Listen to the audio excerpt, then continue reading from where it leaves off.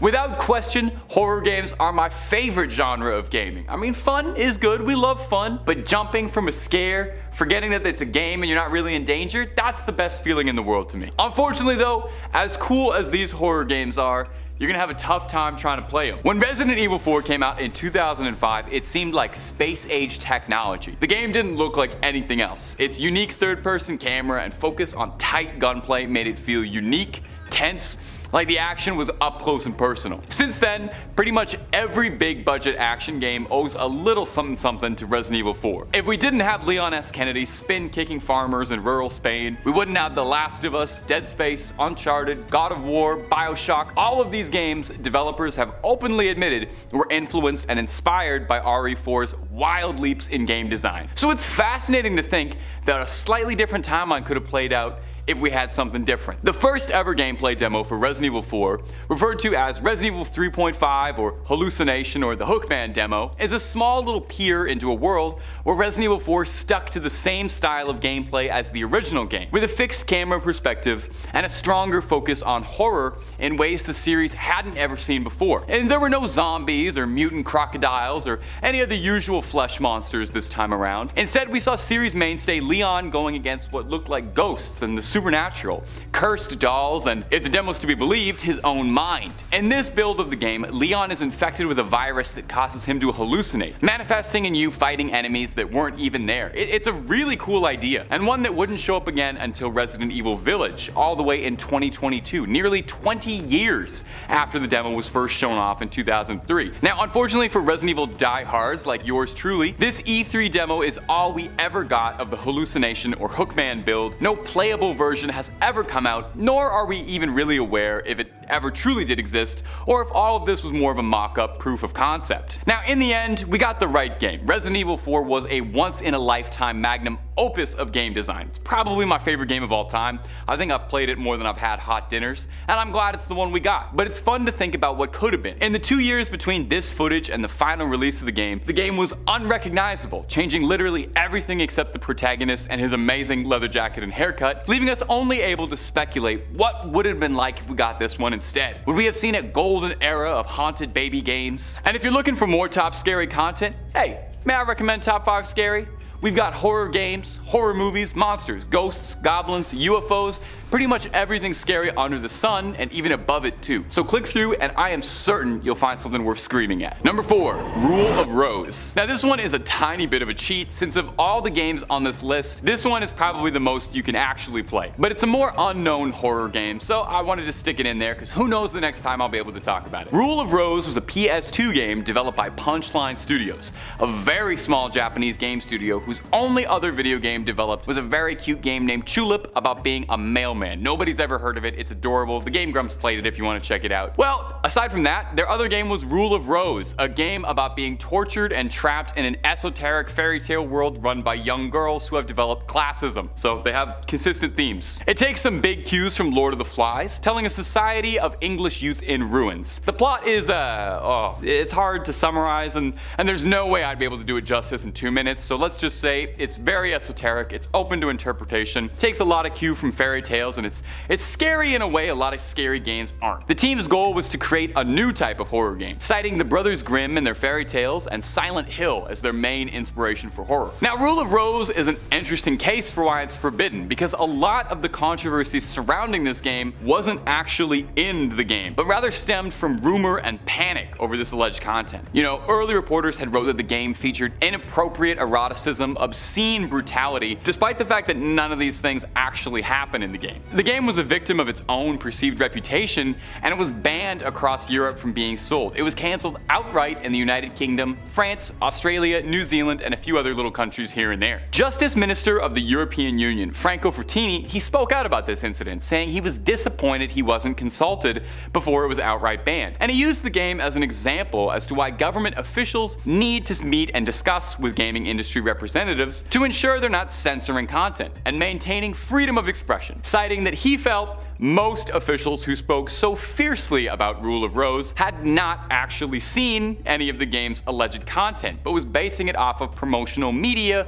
or rumor. That's oddly fitting, I think, that the people making rules about it didn't even bother reading anything about it, just banning it outright. Well, they're just like gamers getting mad at stuff they haven't played. Now, you're not outright forbidden from playing Rule of Rose, but good luck getting a copy. It's not available on any digital marketplaces, and physical copies for the original release tend to start at around $200. So if you're curious about it, you can always open up another tab on YouTube and try and watch a Let's Play. Much cheaper. Number 3, Dead by Daylight and Stranger Things. Now, if you're a horror fan and a horror gaming fan, the odds are pretty good you've got a few hours logged on Dead by Daylight. Or if you're like your charming host here, you've got somewhere around, I think we're hitting the 500-hour mark. That's all I do when I'm not filming. It is a horror fan's best dream. It's a multiplayer game that pits horror's best heroes, like Ash Williams or Jill Valentine, against horror's nastiest monsters like Michael Myers, Jigsaw, Ghostface, and way more in a 4v1 experience that is just unlike anything else. It's frequently copied, but nobody does it like they do. One of the coolest things about keeping up with Dead by Daylight is that every few months, developer Behavior drops a massive content pack to keep the game fresh, usually featuring some new playable characters on both sides, some new maps, and most of the time they're original characters from the team, but the most exciting ones are the ones where we get to play horror icons, like the Stranger Things cast. One of the biggest chapters in Dead by Daylight was the Stranger Things crossover, featuring the Demogorgon as a playable monster, Steve Harrington and Nancy Wheeler as playable survivors, and a brand new realm in Hawkins' Lab and the Upside Down. The characters looked amazing, and like most of the licenses in Dead by Daylight, the team did an amazing job translating the characters' personality through their gameplay. Like the Demogorgon's unique power as it digs through tunnels in the Upside Down, or for example, Steve Harrington's perk set kind of reinforces him as a babysitter. You get all these perks to help out the team and kind of take hits for other people, and the map was lovingly recreated, immersive, and it felt ripped right out of the show. Fans of Dead by Daylight and Stranger Things were thrilled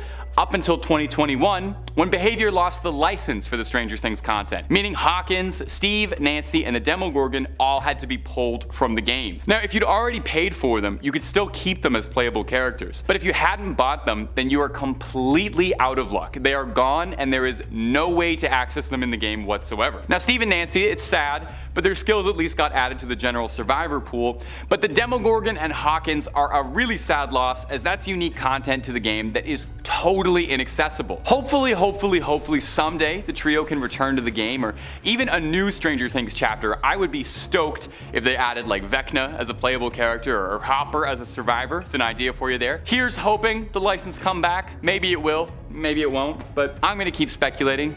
Stranger things have happened. If you got what I was doing there, it's like a little pun on the show. We'll move on. Number 2, Sad Satan. With a title that immediately sets off something in your head and graphics that look like they're not from this timeline, Sad Satan is an incredibly evocative game wrapped in mystery. We've talked about it before on this channel, but it's a very bizarre piece of internet history that's worth exploring time and again. The story surrounding Sad Satan is probably more interesting than the actual game itself to me. The gameplay is pretty rudimentary, the graphics are primitive, and on a first pass, you'd be forgiven for not having too much to write home about. You walk down a simple linear corridor, and there's these NPCs that look like little crying people. They line the halls, and there's weird jump scares that'll come out at you. You'd think that this was just somebody's student project. Well, except for all the really strange stuff inside the game. Recordings of infamous criminals like Jimmy Savile or Charles Manson, you can be heard speaking. There's images of victims of crimes, accidents, blood-curdling screams, audio from a Swedish radio number station, and a lot of references to real-life criminal acts.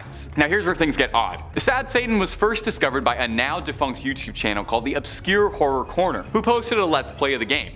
And this was pretty much the first time anyone had ever seen it online. Obscure Horror Corner had said that he'd received a tip for the game from an anonymous source, and that it had come from the deep web. The game garnered attention very quickly for its mysterious and creepy content. Shortly afterwards, someone online claimed that the game that had been reported on wasn't the true version of the game, and that the true version of the game existed out there and featured much more illegal, darker content. Versions of this game were passed around chat rooms and forums claiming to be the real one. and some of these variants would contain things like illegal material or malicious software to brick your computer outright. Shortly after Sad Satan first became known, the obscure horror corner disappeared, leading to a lot of mass guessing. Did he feel guilt and responsibility that this unknown game that should have been forgotten was being passed around because of his attention and it was getting people harmed? Was he the original creator of the game and he was looking for a way to virally market his creation? Like most things surrounding Sad Satan, no one knows for sure, and the mystery surrounding it almost is the game. And number 1, PT. It had to be, right? Our first entry had to be PT. Maybe the most instantly recognizable forbidden horror game, as unless you already have the playable teaser installed on your PS4, there is no way to play the game, which is a tragedy of the highest order, since what little we were given of PT is a near masterpiece. Please forgive me, I am about to wax very poetic and very nerdy for something I am way too passionate about. Everyone and their baby knows PT was a proof of concept demo for a revival of the Silent Hill franchise, being helmed by Metal Gear Solid's visionary and all-around weird creator Hideo Kojima, alongside the immensely talented lover of the macabre, Guillermo del Toro, as well starring Norman Reedus as the protagonist. For horror fans, this was like the ultimate gift and then some. Silent Hill had been on ice for years, and everyone was curious about what Kojima was going to be doing now that Metal Gear Solid had been retired. Kojima had openly talked about wanting to do a horror project, and in the middle of 2015, a mysterious game appeared for free on the PlayStation Store dubbed PT from a development studio no one had ever heard of. The game was short and incredibly simple and is relentlessly terrifying. To date, it's probably one of the single scariest digital experiences I've ever played. You're trapped in a hallway of a suburban house, trying desperately to escape, and you're being pursued by the ghost of an extremely upset woman hunting you who may be your dead wife. It's classic Silent Hill stuff. Each time you get to the end of the hallway, you find yourself back at the start, only each loop changes more and more, getting more horrifying and outwardly disturbing. The atmosphere of this game is like a mile thick. They did so much with so little. Now, that same year, after PT had been announced and won everybody over, and before the release of Metal Gear 5, it came out that Kojima had been let go from Konami, the owners of Silent Hill and Metal Gear. After Kojima's firing, the project was scrapped altogether, and the game was pulled from digital marketplaces and pretty much scrubbed from the internet. So if you didn't get a chance to play PT, the best you can do is look up a YouTube Let's Play of it and hold up a controller and pretend. Now, while we'll never get to play this Kojima Del Toro Reedus collaboration, Death Stranding released in 2019, and it is just chock full of Guillermo Del Toro, Norman Reedus, fetuses, bizarre horror, monster energy, peeing, walking whales, and lots of walking around hills to beautiful Icelandic indie music. And if any of those things sound appealing to you, you should definitely play it, because Death Stranding was great and everybody slept on it. And this year, Silent Hill is coming back, and while Kojima's not directing, the games we're getting do look amazing, from the remake of Silent Hill 2 to the all-new Silent Hill F. It has never been a better time to be a fan of either of those creators. Number 5, Berzerk. Berzerk, and no, sadly, not based on the awesome anime series, was an arcade cabinet produced in the 1980s. A pretty simple little maze shooty game where you play as a stickman zapping robots, fighting across the game's many levels. It was the 80s. This was like the moon landing back then. The game was a smash hit. People loved it. People loved playing it.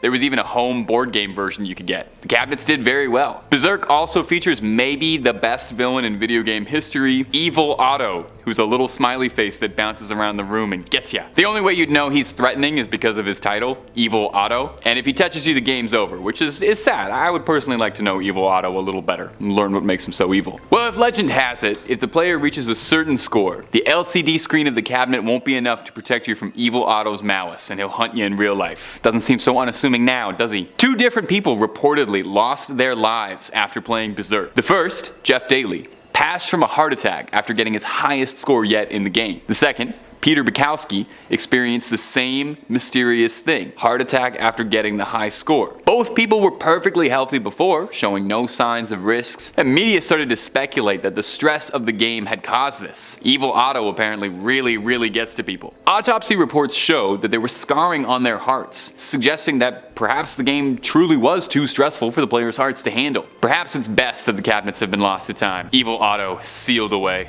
smiling for eternity in his digital prison. Hey, liking what we do? I like what we do. If you've been having a good time, why not consider throwing a little subscribe our way for daily horror content. Number 4, Babaruka. Babaruka is the newest entry on this list, coming to us from 2021. It's an indie horror game based off of kids' toys, mostly Tamagotchi. And the game is pretty meta. You play a fictionalized version of yourself, that's you, the player, who's received an email from their friend John telling them that they found a really interesting banned game that was sold on a laptop on eBay. And John emails you the file so that you can try the game too. A good friend. Now the in-universe game you're playing, Babaruka, is a cute little pet simulator where you get to look after some adorable little Pokemon-y bubble creatures, the Babaruka. At first, it would seem this is what the whole game is about, just taking care of your little guys, feeding them, cleaning up after them, all that. But it wouldn't be on this list if that was the case, now would it? Now there are creatures in the game that will hunt your little bubbles and you need to protect them from it. But as you keep playing, the meta-narrative about what happened to the original studio that developed Babaruka unfolds slowly as you piece together what had happened to them and realize why this game had been banned inside the game's universe. It goes well above any content or business decisions, and you start to become aware that there's some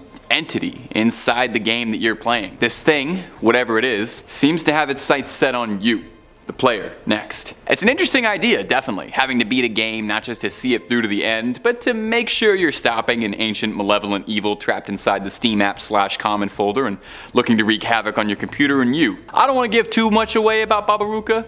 It's pretty short, and it's pretty cheap. If you're into inventive little horror games and you've got approximately $3 lying around somewhere, it's on Steam and it's worth checking out. The meta stuff is cool, and can you name me a second horror game based on Tamagotchis? I don't think so. Number 3, Polybius. I've talked about Polybius on this channel before, and I probably will talk about Polybius on this channel again because it is just too crunchy an urban legend for me to resist talking about it. It's genuinely one of my favorite little creepy stories on the internet. There's a half-decent chance Polybius and the legends around it probably inspired 1 or 2 entries on this list. The stories go that Polybius was an arcade cabinet released in 1981, produced by an elusive, mysterious studio named Sinneschlossen, a butchered German translation of the words to lose sense. Polybius wasn't like other arcade games and seemingly wanted something more out of you than just your parents' allowance. The game was similar to Asteroids, where the player plays a geometric shape blasting off against other geometric shapes. Like I said, again, it was the 80s. They didn't know about Apex Legends or Overwatch yet. This was as cool as video games could be. The simple game, though, was apparently so addictive that it would drive people to lunacy. Players were outright addicted to it, unable to think about anything other than Polybius after they played the game, reporting obsessive compulsive thoughts, dreams about the game, constant headaches, unexplained pains, and even going so far as people in arcades would break out into fights over who got to play next. Now where it gets very strange is allegedly the arcade in Portland, Oregon, where Polybius was first tested, would get regular visits from shady men in black suits who would watch the game being played, observe the crowd, take notes, and then leave without speaking to anyone. Now, they wouldn't even collect the quarters. Now, over the years, there have been many attempts to try and track down Polybius and uncover whether or not it is just a decade-spanning urban legend, if it's a government conspiracy to train people or brainwash folks, or if it ever even truly existed. It's difficult because as the legend is so popular and widespread, there's a good amount of fan content out there of people who want to contribute their own way, like people making homemade cabinets or video footage of replications of what the gameplay looks like. Regardless, there's just as many stories online of people who insist they were at that arcade in Portland, Oregon, and have played that fable game and have never been able to stop thinking about it since. Number 2, I'm Scared. Wow, do I love that title. I'm Scared, a Pixelated Nightmare, is an indie horror game developed and released in 2016 by indie dev Ivan Zanotti. The game begins with a warning from Ivan himself, apologizing for what the game is going to do to you. The game warns you that it's going to manipulate your computer while you play, and I think way more games should do this, by the way. Start off by making a list of dangerous consequences for playing. Imagine if you booted up League and it told you that your friends were going to stop texting you back. Anyway, take a listen to this excerpt from the opener. This game will try to deceive you as many times as it can. In case something goes wrong, feel free to check the folder in order to report any error. I'm extremely sorry.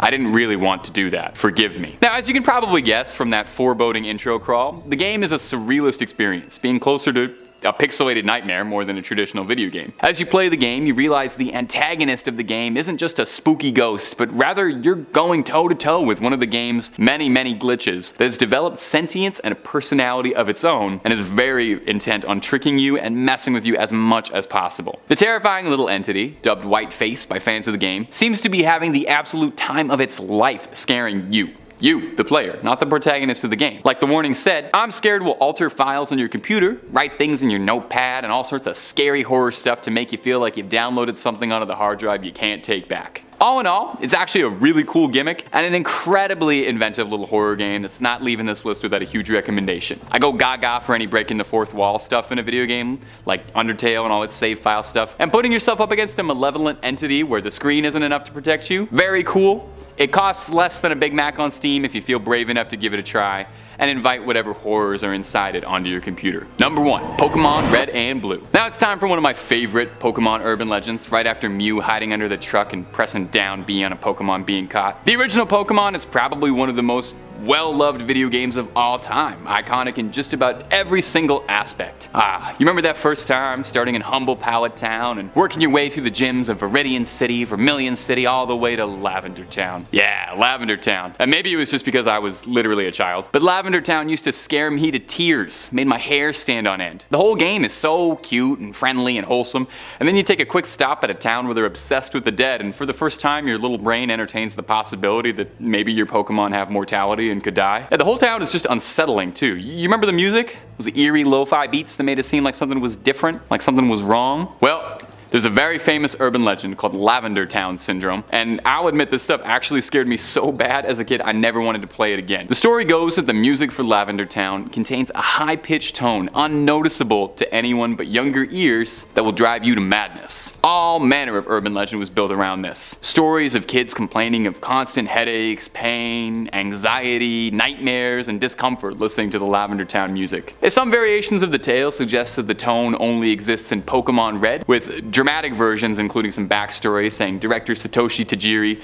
has an aversion to the color red out of a dislike of violence. Now, is Lavender Syndrome real? I feel like I have a personal duty, because of how much this particular story genuinely scared me as a kid, just to come out and say no, it doesn't. Now, admittedly, very interestingly, the themes for Lavender Town are ever so mildly different compared to the Japanese and widespread North American release, with the North American version sounding ever so slightly less harsh. Now, there could be any number of reasons for this outside of a curse, but you have to admit it is some good wood for the fire if you're writing a story about scary music. Now, most likely is that Lavender Town was already a very unsettling part of a cheery childhood memory for a lot of us, and that music genuinely is creepy regardless of context. I mean, listen to it right now and you will feel a little uneasy. You almost don't even need any urban legends surrounding Lavender Town to assume it's cursed in some way. Starting off at number 5, Kolat. Kolat is a Polish horror game released in 2015, and is the most directly inspired by real events of any of the games on this list, putting you in the shoes of an explorer setting out to uncover the truth and close the case on the Dyatlov Pass incident, a mystery that's plagued and terrified people for 60 years. 9 Russian college students disappeared under incredibly mysterious circumstances in the winter while trekking out in the mountains. This is of course based on the real-life Dyatlov Pass incident where this exact thing happened. A group of friends went out for a trek in the mountains, and after no word was heard from the group for nearly a month, a search party set out, and after months and months of searching the mountains, eventually police found the remains of the hikers. 6 had passed from hypothermia, and 3 of them had horrific internal injuries. It's a very famous case, and I invite you to read about it after this video because it is fascinating and terrifying, and no one had gotten to the bottom of it, so it seemed like a good setting for a survival horror mystery game that's also narrated by Sean Bean for some reason. Yeah, Sean Bean narrates this one. I don't know why,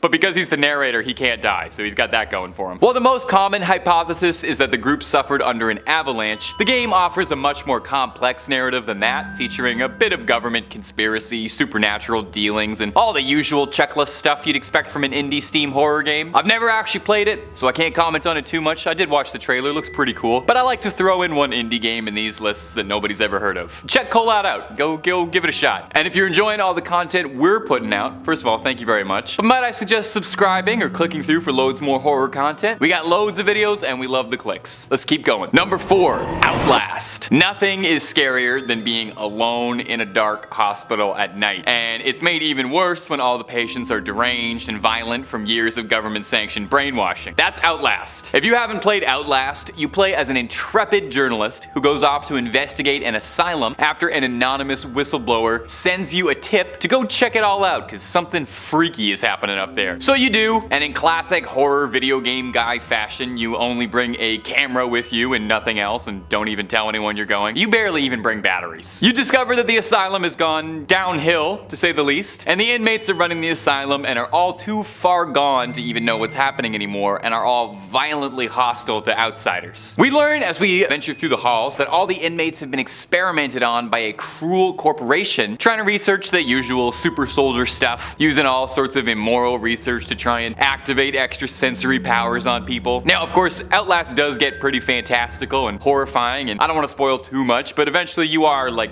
running away from ghosts and psychic conscious monsters, which, as far as I know, doesn't exist. But the horrors of Outlast, the really scary stuff, isn't the bloody patients or monsters, it's the fact that they were experimented on by questionable government scientists for the ridiculous purpose of creating psychic super soldiers. Which would sound like a video game plot if it wasn't for the CIA's MKUltra, Montauk, and Project Gateway programs, which are all very real, very documented instances when the CIA tried to research how possible it was to make someone psychic. Look this up when this video is done, okay? The infamous projects have served as the inspiration for a few things, with Montauk and MKUltra directly inspiring the Netflix series Stranger Things. Sometimes the strangest things are the things that really happen. But the strangest thing about Outlast? Why does your guy never try to fight back, even once? He only has the camera, I get that, but he's not even gonna try picking up a pipe or something. Or he's got feet, he's got hands, I don't know, I'm still bothered about this, we gotta move on. Number 3, Stalker, Shadow of Chernobyl. Well, given the title of the game, I bet if you really think about it, you can probably imagine what true event Stalker is based on. But if you're not a fan of GSC's ultra brutal apocalypse RPG horror series, Stalker, which is an acronym for Scavengers, Trespassers, Adventures, and I honestly can't remember the rest. Anyway, you play a stalker, someone who traverses the hostile irradiated hellscape known as the Zone, the surrounding areas around Chernobyl, which have become host to all sorts of threats from zombies, mutants, bandits, and radiation. It paints a pretty grim scenario. In the world of Stalker, the Chernobyl incident occurred the same way it did in our real world. Mismanagement and improperly constructed equipment led to a disastrous accident that irradiated the surrounding area, causing everyone to evacuate and causing a state of emergency. Where the timelines differ is that in Stalker, after this accident, some secret Soviet scientists go back to Chernobyl to use it as a lab to conduct all sorts of nefarious experiments that eventually lead to a collapse in reality, tearing open some holes, anomalies everywhere, an even bigger disaster, letting loose all manner of monster and mutant onto the surrounding areas. Such is life in the Zone. Obviously, things didn't get this bad in the real world, and as far as I know, there's no bloodsuckers lurking in Pripyat. I've never been, but you know, I've heard. But the real Chernobyl incident was about as horrifyingly close to a full-on apocalyptic incident as we've ever come. Interestingly too, as another little Stalker tidbit, Stalker is very loosely inspired by a piece of classic Russian cinema. Unless you've got a Criterion Channel subscription, maybe you didn't know this, but the 1979 film Stalker, which is set in a hostile, strange environment where the laws of physics no longer apply, is led by scavengers who hunt through the strange land called the Zone. There's not a lot of post-apocalyptic mercenaries fighting zombies, and mostly it's just kind of esoteric musings. It's loosely inspired, but it's still very much worth noting if you're a big fan of grim dystopian European media, and if you like Stalker, you'll probably like the other Stalker. Moving on. Number 2, Fatal Frame. Fatal Frame was a series of survival horror games that put the player in control of various investigators in 1980s Japan, revolving around taking photos to find ghosts, plain and simple. The games are downright horrifying, with the developer's original intended mission statement being to make the scariest game possible, and there's quite a few fans who would agree with that. Although there's been a bunch of Fatal Frame games, the one we're going to be taking a look at is the very first. The first game in the series was largely inspired by a real Japanese urban legend ghost story, The Legend of Himuro Mansion. The story goes that a long time ago, a family lived in Himuro Mansion who participated in a strange ritual called the Strangling Ritual, which would seal off bad energy from within the earth. The family would choose a maiden, isolate her from the rest of the world to not attach her to the earth at all, thinking that this was part of the ritual if she got too connected to the material world. On the day of the ritual, she was bound by ropes and attached to horses, and you honestly don't want to know what comes next. The last ritual performed by the family ran into a bit of a hitch when the maiden fell in love with a man who tried to save her, leading to the patriarch of the family raising his blade to the maiden, then on his own family than himself. The story goes that if you take a photo of the Himuro mansion, you're able to see a ghost in the frame, which is what directly inspired the main gameplay mechanic of Fatal Frame, taking photos of ghosts. Now, I wouldn't feel super right if I didn't mention the tagline that boasts that Fatal Frame is based on a true story was only ever included in the North American release of the game, not the Japanese or European ones. So either it is inspired by this urban legend, or that was just something they put on the box to sell a cool game. Either way, Fatal Frame rules, and that's really all there is to it. And number 1, Resident Evil Village. Resident Evil has always been one of my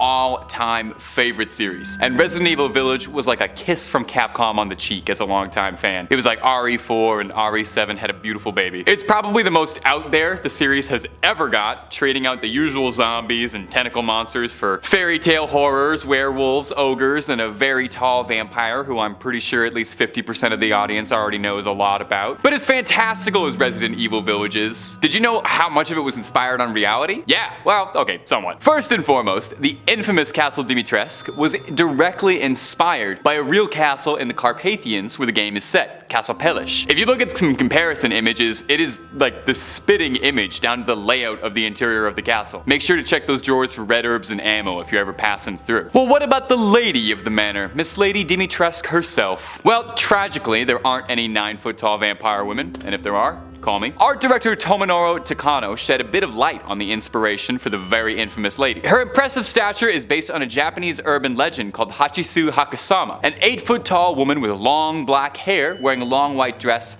and a big brimmed hat. The Hachisu Hakasama lures men away by imitating the voices of their loved ones. While Dimitrescu never lures Ethan away this way, she does hold his baby hostage, so she's got the holding your loved ones thing down pat. But this urban legend wasn't the only inspiration for the lady of the manor. Dimitrescu is inspired directly by Elizabeth Bathory, a Hungarian countess of infamous renown, who was thought to be an occultist, a vampire, a demon, or something evil. Bathory was legendarily cruel, and would take great pleasure in the pain she inflicted on her victims. She allegedly would bathe in blood from the peasant girls she'd abducted, and would bite them and subject them to unbelievable cruelty. Lady Dimitrescu's castle features a massive bathtub of blood directly inspired by this legend, not to mention the medieval torture cellar she keeps down below in the basement. Lady Bathory never had claws or a second form in her boss fight, but she was undeniably one of the scariest women to ever live. And sometimes the truth is way scarier than the fictions. And number 5, Left 4 Dead 2. Up first on our list is Left 4 Dead 2, the sequel to Valve's 2008 smash hit Left 4 Dead.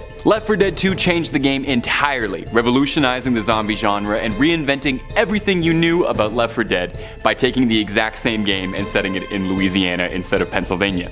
Now the actual game is amazing. I could hark sweet nothings about Left 4 Dead all day. The 4-player co-op zombie survival game was some of the most fun you could have with an internet connection back in the day. I probably lost hundreds of hours of my 8th grade playing Left 4 Dead 2. But if you happen to live somewhere like Australia or Germany, you wouldn't been able to have played Left 4 Dead 2 at all, since because of its intense depictions of violence, the game was deemed too heinously gory to be sold, classifying it as too violent to be sold as an MA-15 game, the highest rating Australia had at the time.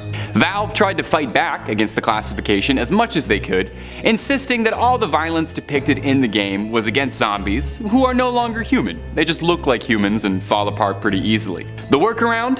Valve released a heavily censored release of Left 4 Dead 2 for international markets, which removes just about everything yucky. No missing limbs, no guts, gore, blood, and piles of bodies are all gone out of the Australian release. Oddly, and possibly as an apology for removing content, the German release of Left 4 Dead 2 also heavily censored all the violence, features weaponry not available in any other releases of the game, all ported over from Counter-Strike's source. Pretty funny to note as well, the cover art for Left 4 Dead 2 is a severed hand missing a couple fingers, with 2 fingers held up to denote that it's Left 4 Dead 2, like this. Well, because that gesture is considered rude in England, the cover was replaced there with a variant where the hand is facing backwards. And hey, on the off chance anybody from Valve's watching, if you guys wouldn't mind, I really would like another Left 4 Dead. Don't forget to subscribe for more horror content coming your way every day. Number 4, Silent Hill Homecoming. Silent Hill has always been one of the most terrifying video game series on the planet. When you think of the hulking Pyramid Head or any of the other flesh monstrosities that wander the restless dreams of that town, Silent Hill has always been good at making your hair stand on end. Silent Hill Homecoming was the 5th Silent Hill released, and the first by a studio that wasn't Team Silent. The player is put into the boots of Alex Shepard, a Spec Ops combat veteran returning to his hometown, not of Silent Hill, but its neighboring town of Shepherd's Glen. It's a homecoming, if you will. Now the actual game is okay. I'm too close to Silent Hill to speak about the series fairly. I wouldn't say it's the scariest Silent Hill, and it's not the best, but it's also not the worst. It's kind of just right in the middle. But it's the only game in the series that was ever outright banned. The game contains some pretty intense violence, probably the goriest entry in the series, I would say. A scene in particular depicts our hero Alex struggling against a cultist enemy, and if Alex fails the event, Alex gets a drill into him violently, and if he succeeds, the cultist gets the drill, so either way, somebody is losing bad. And that someone is the nations of Australia, Germany, and Japan, as the game was refused classification for Australia and Germany, and speaking of which, those two are going to come up a lot on this list, as they really do not like violence in their games. Japan is a little more confusing, as I couldn't find why the game was never sold in Japan. Violence doesn't usually tend to get a game banned in Japan, so it's unknown why it was never available there. But to our Japanese viewers, I gotta say, you're really not missing out on too much. Don't worry. Number 3. Agony. Agony, agony, agony, agony. I was working at a video game store when this one came out, and boy do I remember the controversy around it. Our store only got a single copy of the game. Agony was a 2018 survival horror game that set out on a mission to be the most disgusting game ever released, and in a lot of ways, they achieved that.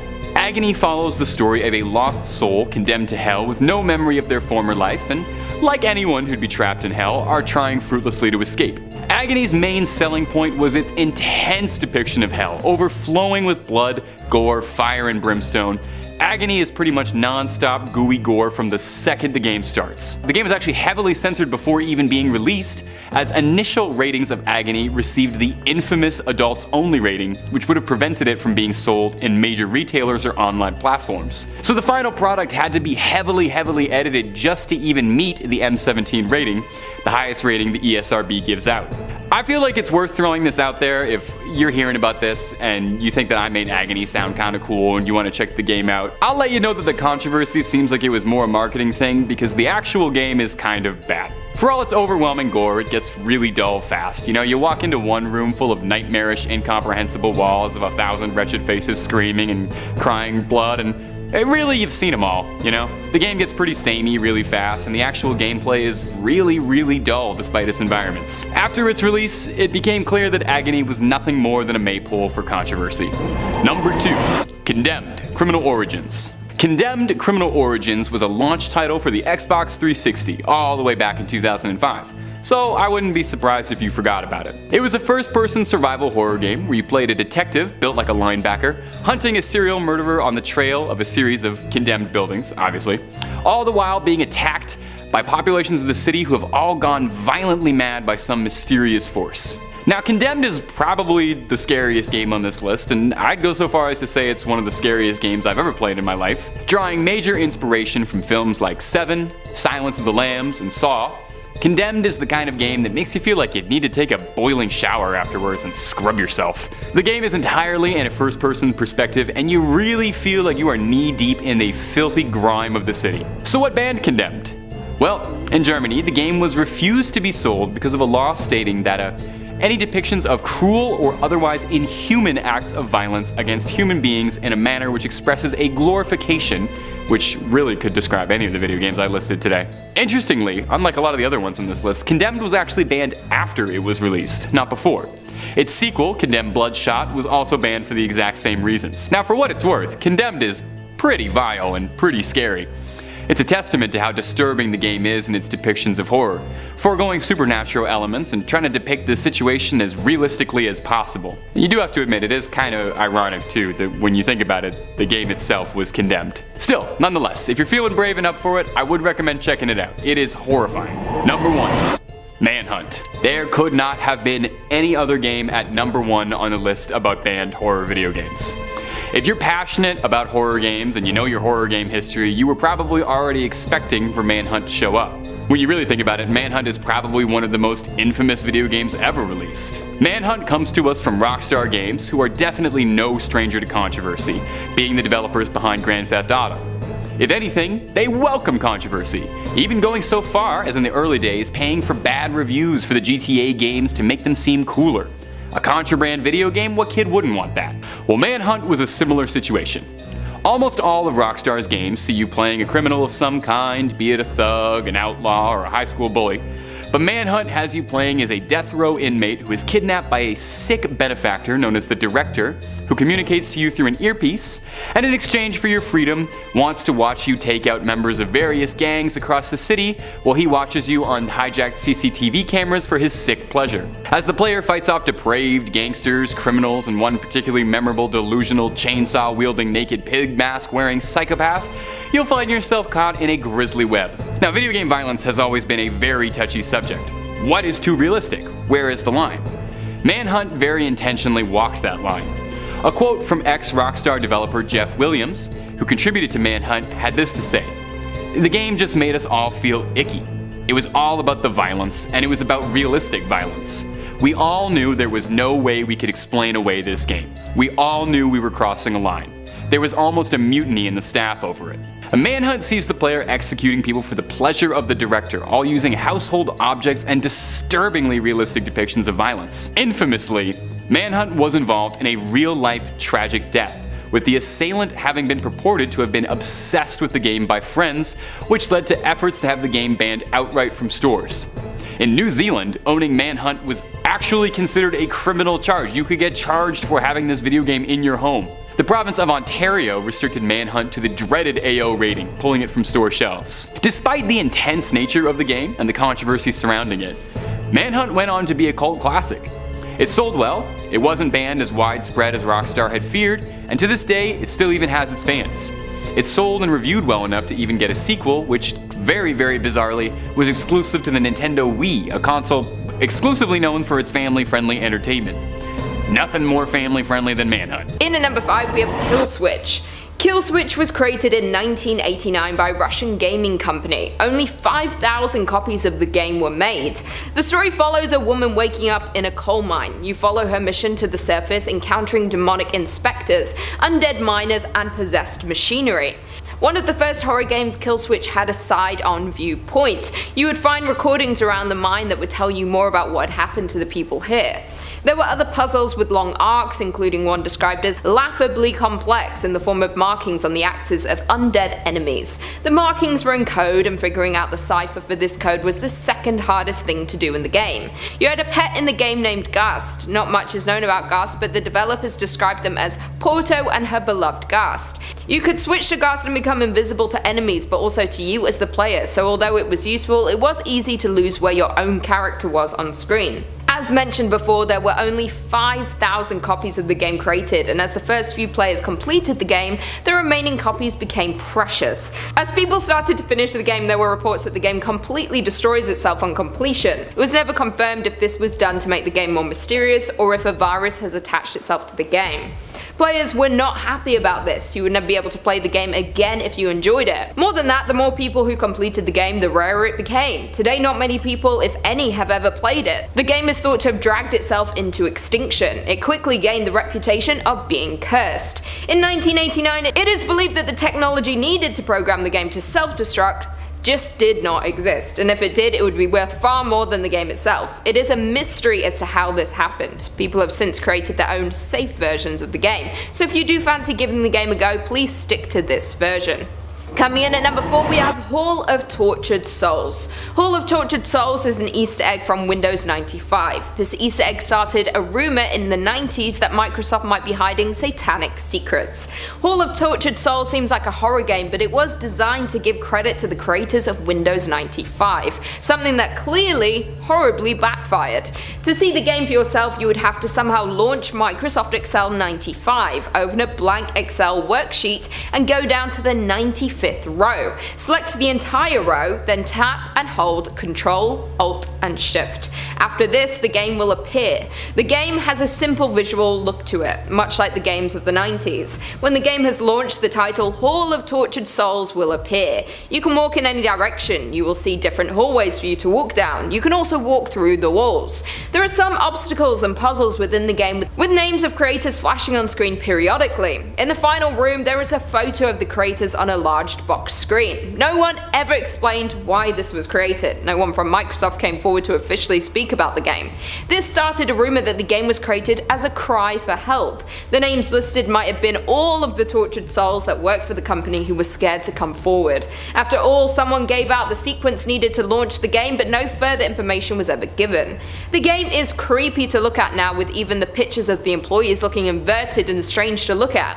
Do you think this was a cry for help or a signal something bad was happening to those who worked for Microsoft? Coming in at number 3, Lair. Lair was a fantasy RPG game created in 2007. The game seems to have been cursed since development, with the game's release being anything but easy. It was created by the studio Factor 5. They're no longer in business. The release of this game ruined its relationship with Sony and they never recovered.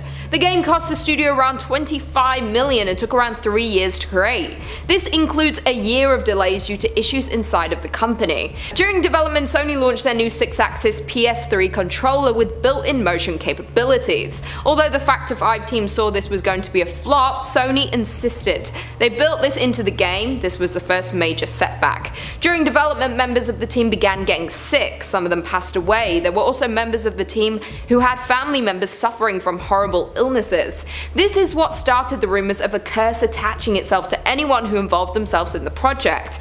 This is not where the curse stopped though. In terms of the game, the biggest hurdle came when it came to transferring the data of the game onto a server. The servers crashed due to a power outage and large sections of the game were lost. The team were devastated. They had already been working on this for years. They had lost a lot of work and time. Members of the team had been let go due to budget cuts and they now had to start rebuilding the game. There were times when the release of Lair looked like it was never going to happen. After launch, there was a lot of bugs in the game. Although it was received well, you could see the troubled development throughout the various issues. After all this, the team had their final blow when the company had to close 2 years after the game was released. There aren't any reports of users being cursed by the game, just the team behind it, so you might be safe as long as you're not planning to create a sequel or mod the game in any way. Coming in at number 2, we have Polybius. Polybius was an arcade game created in 1981. There were only a few machines created and they were all places in arcades in Portland, Oregon. The game was a simple shooter similar to Space Invaders, with the player having to shoot the shapes in the center of the screen before they reach them. The game quickly gained the reputation of being very addictive. The few machines in existence had lines forming behind them and players arguing over who would have the next go. The game was only available for 1 month after claims it was causing players to get seriously ill. After the month, the games all mysteriously disappeared. Due to the flashing shapes and lights in the game, it was reported that many people who played it would suffer from a seizure. It claimed a few more players' lives. Not only did it cause seizures, but other players reported having horrible nightmares that made them question reality. Others developed such an addiction they lost their jobs, homes, and much more, all within the game being available for only 4 weeks. Who knows what more might have happened had the game been kept available to players. It was not clear at the time or now who created the games. They seem to appear mysteriously and disappear the same way. If you do want to know more, there was an investigation into what happened. The researchers created a podcast titled The Polybius Conspiracy, and they look into all of the mystery of the game, including the claims it was a government-run experiment to see how people would react to the addictive visuals. And finally, coming in at number 1, we have Sad Satan. Sad Satan is a PC game that was first reported in 2015. It was reported on by a YouTuber who claimed they were told about the game from a subscriber. They were given a link to the website that the fan had found on the deep web. Of course, anything from the dark web is not to be trusted. The most troubling part to the whole story is that as the YouTuber Obscure Horror Corner played through the game, subscribers got more concerned for their well-being. After they posted part 4 of the playthrough, they were never heard from again. That was 6 years ago now. No one knows where they are, what happened to them. If you go to that video, there are comments from today from fans looking for them, asking if they're okay. We might never know what happened after playing this cursed game. Since he played the game, it was never found again. No one was able to find the link or uncover where the game was. People have searched high and low on the dark web and no evidence of the game has ever existed. The game itself is a hard one to describe. It seems all you can do is move around. There is no combat or interacting with objects. You simply explore the area, which is distorted and not well lit. Disturbing images flash on the screen as you move around. Obscure Horror Corner's playthrough has millions of views and comments of people desperate for answers about the game and their whereabouts. Please do not go looking for this game. And if you're out there, Obscure Horror Corner, I hope you're okay. Coming in at number 5, we have Rule of Rose. The Rule of Roses came out on PS2 in 2006. Rule of Roses is a survival horror game. It was set in England in 1930. You play as a 19-year-old woman who becomes trapped in a world ruled by young girls who have established their own hierarchy and rules. It is seen as a dark and twisted game. Before it was even released, it was banned in many countries due to topics it touches on. This means it was already seen as a mystery to the public and made them want to play it even more. It is said to push you psychologically as you explore an old orphanage. When the game was released, the talk around the game only grew. As the first few gamers got their hands on the new release, it appeared to not be a fun experience. This game did fly under the radar slightly as it was released on PS2 shortly after the release of the PS3, meaning many people had already moved on to their new console and were not playing new releases for the previous gen. There was a couple of deaths related to the game. It was reported that they were scared to death. Although the official report is heart attack induced by stress, these deaths could be completely coincidental. However, it does seem highly suspicious that these players were on the game at the time that they passed away. The game pushed them to such fear and stress that their heart simply gave out. Whether it is a major coincidence or the game is truly cursed, I would say that it is not worth finding out. Coming in at number 4, we have Momo. The Blue Whale / Momo game is less of a video game you start playing and more of a real-life social media game. It started in 2019, mostly in Russia. It is believed that the game was started on Facebook. There are a group of admins who use the page to give daily tasks to its members. The members are given daily tasks to complete over 50 days. It is unclear why the players keep playing. There is no clear incentive or prize that they will receive. For this reason, it is believed that those who play become cursed. This curse drives them crazy. They get paranoid, feeling like they're being followed. They believe that by finishing the game they would be saved from the curse. That once they completed the final task, they would finally be free. Unfortunately, that is not the case. On the 50th day, what seems to have happened with a number of players is that they post the blue whale on their Instagram account before taking their own life. This blue whale is the biggest indicator that they have been playing the game.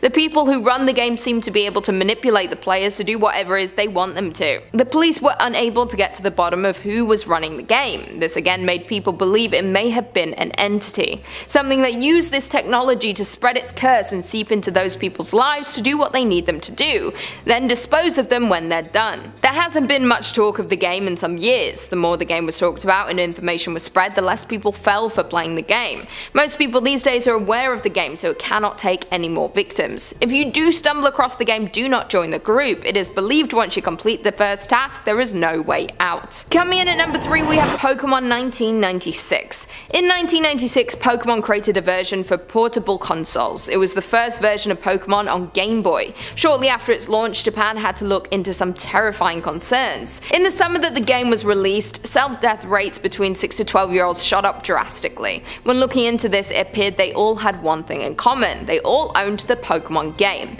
They had all become addicted to the game, as is usually the case with such a huge launch. There was one dark location within the game that seemed to be the cause for the problem. The area name was Lavender Town, which was hidden away within the game.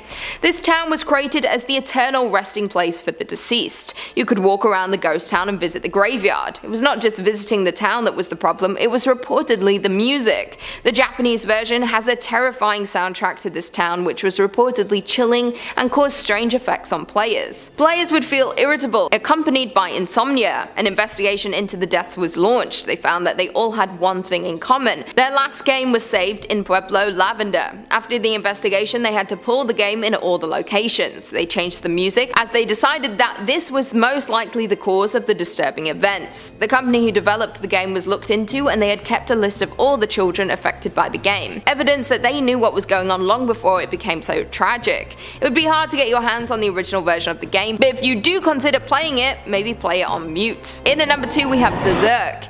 In 1980, Stern Electronics released the game Berzerk. It was brought on in arcade versions and for Atari 2600. The game was known to be one of the first shooter games of all time. The game was capitalizing on the hype around robots at the time. The premise of the game is to kill the robots and try to escape for the facility. If you took too long in any section, Evil Otto will come to get you.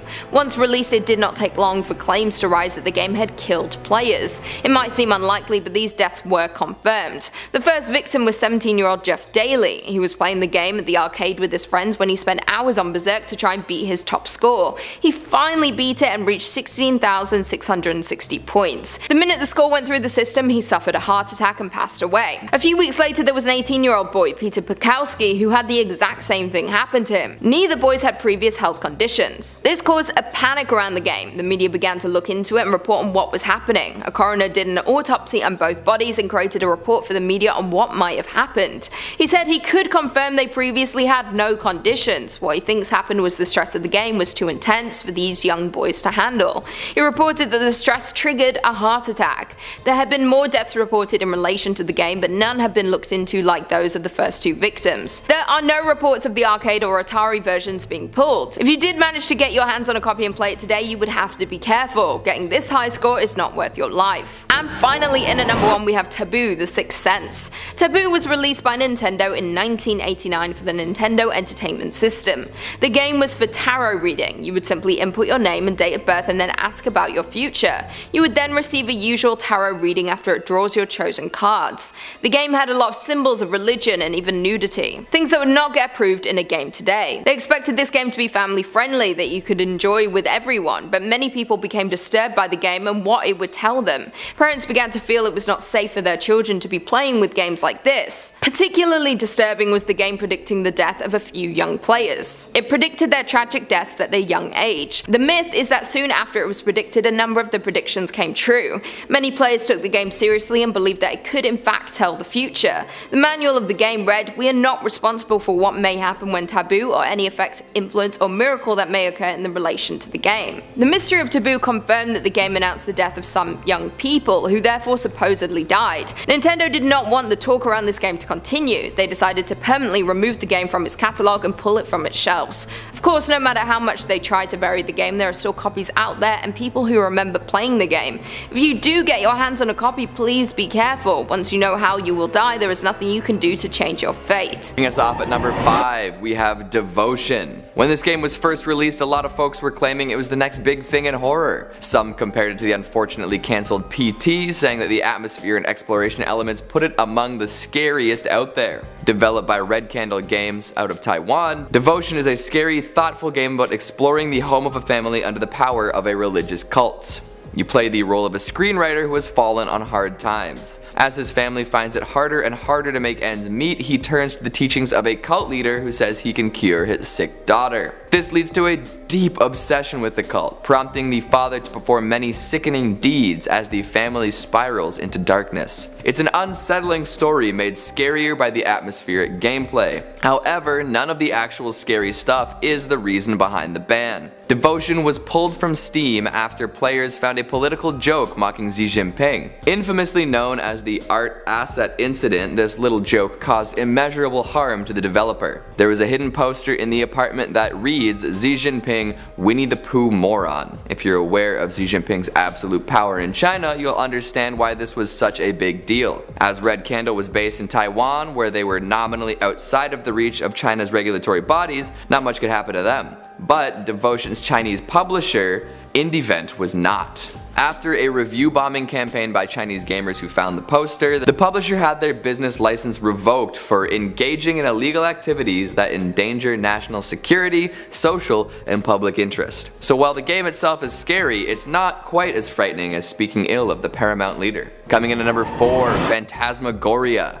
This point-and-click adventure game was revolutionary when it first came out. 7 discs, filmed in a multi-million-dollar blue-screen studio with a Hollywood director. It was pretty nuts, at least technically. Full motion video, live-action actors, the whole 9 yards. We follow Adrian, who moves into a mansion with her ponytailed husband and is haunted by the spirits within. As it turns out, the house was once inhabited by Carno, a serial wife-murdering lunatic. This, of course, leads to a whole bunch of flashbacks in which we discover details about all of the domestic violence. The kills range from being stabbed in the mouth with a trowel and filled with dirt to a full-on head-twisting torture machine. Most of the gameplay wasn't any more offensive than a gory B-movie, but of course, because it was a video game, there had to be hell to pay. Granted, it was on the gory side for a lot of games when it was released. Some folks even called it one of the bloodiest games ever at that point. But the major controversy really boiled down to a scene in which some non-consensual activities took place. For this, major retailer CompUSA refused to stock it, religious organizations organizations and politicians decried it, and Phantasmagoria was even refused classification in Australia. I suppose there aren't many surprises there, to be honest. While it pushed the envelope at the time, I wouldn't say it deserved all the bad press it got. Gory, creepy, and pretty corny too, Phantasmagoria is definitely a relic of its time, but hey,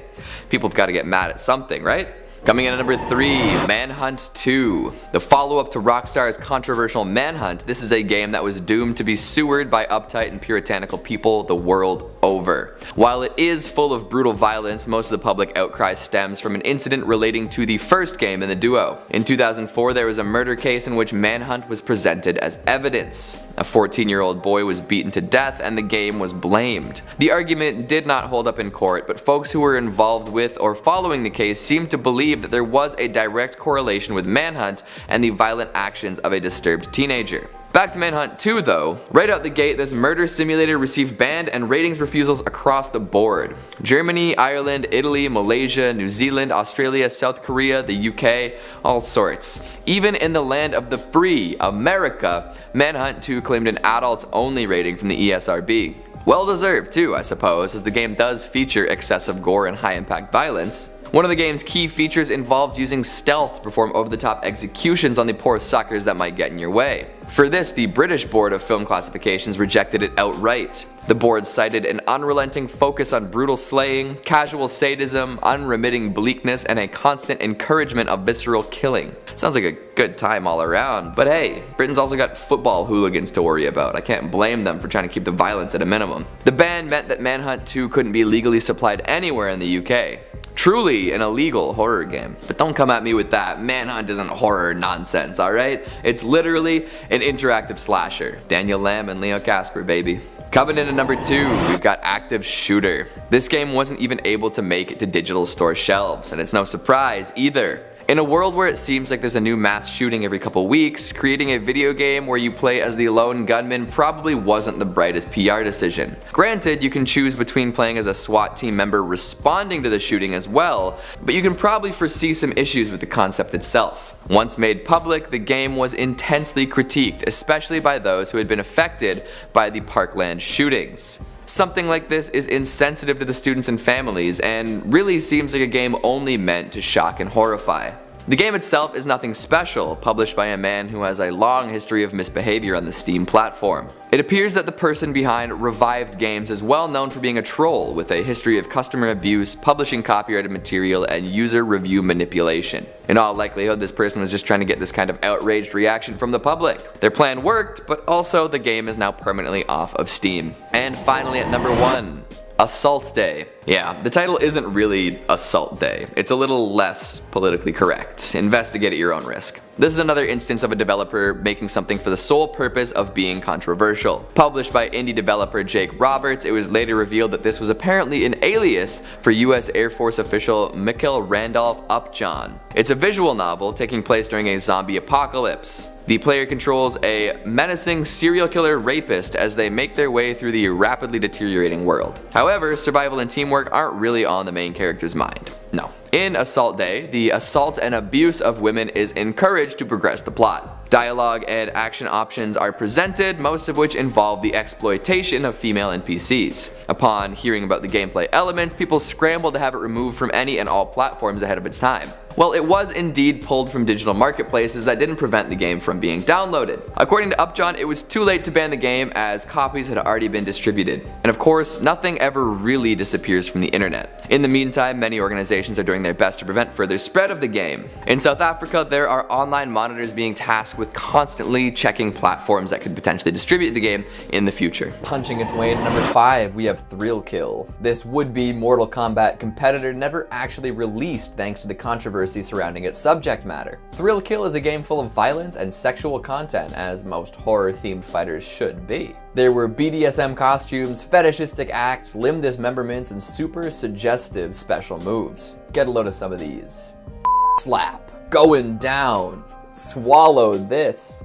Classic. Unsurprisingly, it garnered an adults-only rating ahead of its release. Although, surprisingly, it wasn't because of the sexual content, as is with most games that get the AO rating. It was actually for its violence. Because of this, it never released.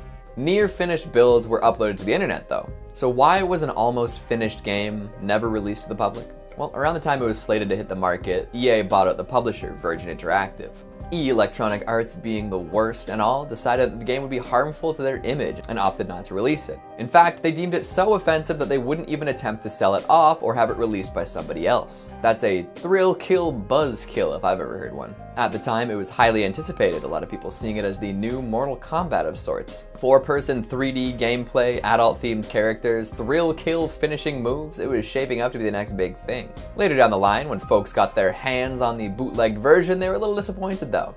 It just wasn't that fun to play. However, the engine it was developed on lived to support many other fighting games, ranging from Wu-Tang Shaolin Style to Rock'em Sock'em Robots Arena. Maybe the kids playing X-Men Mutant Academy sensed that there was a cattle prod wielding dominatrix somewhere in the code. Sprinting in at number 4, we've got Rule of Rose. This survival horror game for the PlayStation 2 got banned all over the place for content that wasn't actually in the game. Seriously. It was at the center of a moral panic in Europe after a bunch of false information was circulated. The game itself is about a 19-year-old woman named Jessica who ends up trapped in a world run by young girls. The focus is on psychological horror, not shock and terror, and thus takes a look at the mysterious and misunderstood nature of young girls. It's largely inspired by Brothers Grimm fairy tales and the atmosphere of Silent Hill. You basically just run around with your dog and avoid doll-like creatures called imps for most of the game. There's a boss fight here and there and some mildly scary stuff that happens, but nothing seems too outrageous. The actual gameplay elements seem to have been overlooked in favor of how the game was perceived though. Sony decided against an American release, claiming that the elements of violence involving children didn't fit their corporate image. Publisher Atlas then stepped up to release it on their own. Around this time, a whole lot of rumors were circulated after a discussion about morality and violence in video games was published in the Italian magazine Panorama. There were allegations that Rule of Rose had scenes of children buried alive, sadomasochism, and underage eroticism, which were patently false. This did not stop people from running with the story though. European Union Justice Minister Franco Frattini led a campaign against the survival horror game, painting it as obscene, cruel, and brutal. The push resulted in a motion for the resolution on a ban of sale and distribution of the game in Europe, which also led to suggestions that it be banned in France and Poland. All of this was based on very little information, and you can bet that none of the folks talking about it had ever actually played the game. After all was said and done, the Australian, New Zealand, and UK releases were cancelled. Sheesh. For a relatively tame horror game, it garnered a lot of attention. Splattering in at number 3, we've got Splatterhouse. Something about chopping demons in half with a meat cleaver doesn't sit right with the morally pure, huh? It was no surprise when Splatterhouse, the 80s style slasher-inspired beat-em-up, was unceremoniously pulled from dozens of arcades across America. In this horror classic, you play as Rick Taylor, a man who allows himself to be possessed by a cursed mask in order to gain the power required to save his girlfriend. Then he absolutely tears through screen after screen of demonic baddies and ghastly ghoulies. Makes you just want to whip a wrench at someone's head.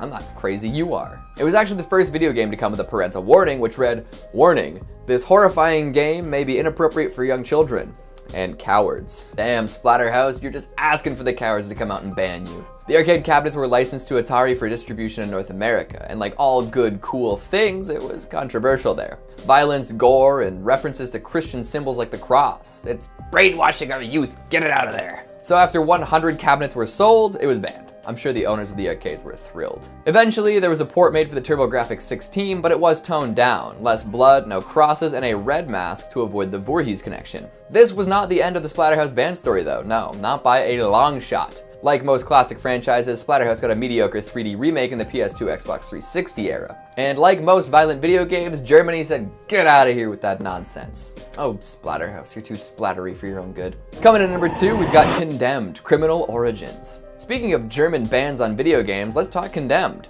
This first-person horror game found itself in a sticky situation in the land of Volkswagen. Known and beloved for its brutal melee combat using improvised weapons and CSI-style investigation elements, Condemned is one of the better-received horror games of the 2000s. You play as Ethan Thomas, a man framed for murder, looking for the serial killer who did him dirty. The population of Metro City is going insane and no one seems to have an explanation, so you're just gonna have to fight a bunch of homeless people as you piece together the mystery. One of the big gameplay elements involved using what's known as finishing moves, where you ruthlessly kill an enemy that you've incapacitated. This often took the form of snapping necks or headbutting people to death. German law abiders took issue with this and ended up confiscating all copies of the game because of a law that outlaws the dissemination of media that describes cruel or otherwise inhuman acts of violence against human beings in a manner which expresses or glorification or rendering harmless of such acts of violence which represents the cruel or inhuman aspects of the event in a manner which injured human dignity, which I suppose describes a lot of horror media. A major point that a lot of people took issue with was the fact that there was really no way to avoid these violent encounters in the game.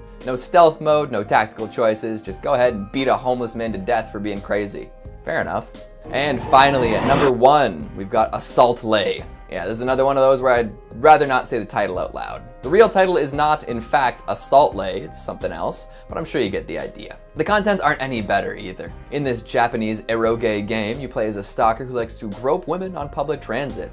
When he gets caught and called out by a teenage girl, he decides to use his father's political leverage to take revenge. The whole game is you stalking, groping, and then assaulting a family of 3. The ages of the people in that family range from 12 to 40. Not great. Thankfully, the stalker dies at the end no matter what, but does that really change anything? Many folks took issue with this game, garnering attention from British members of Parliament, the Women's Forum in Australia, and members of Equality Now, who wrote to the then Japanese Prime Minister Taro Aso in protest. After receiving all this attention, the game was taken off of digital marketplaces and eventually was restricted from being sold in Japan.